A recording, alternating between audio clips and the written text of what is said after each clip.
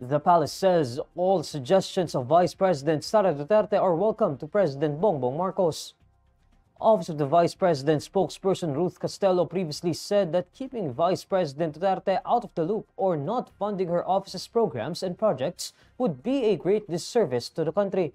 In response to this, Presidential Communications Office Undersecretary Claire Castro in a briefing on Thursday, July 17, says they welcome suggestions coming from the Vice President as long as it will help the betterment of the country. On the part of the palace, welcome po kung ano man po ang suwestyon na makabuluhan, magandang suwestyon na magmumula sa OVP. Hindi po ito tinatanggihan at hindi po sinasara ng Pangulo ang pintuan sa Vice Presidente.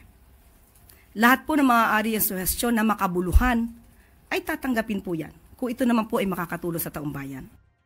But Castro reminds Vice President Duterte that she was the one who was not helping the President and the Marcos administration.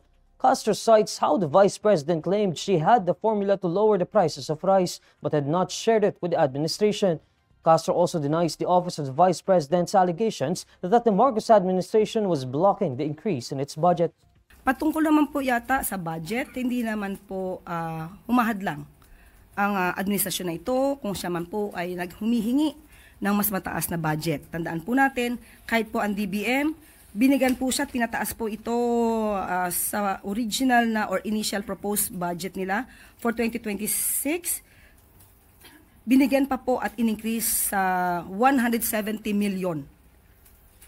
Inaprubahan po ito ng DBM at sa ngayon po ang proposed budget ng OVP ay from 733 million ay ginawa po 903 million.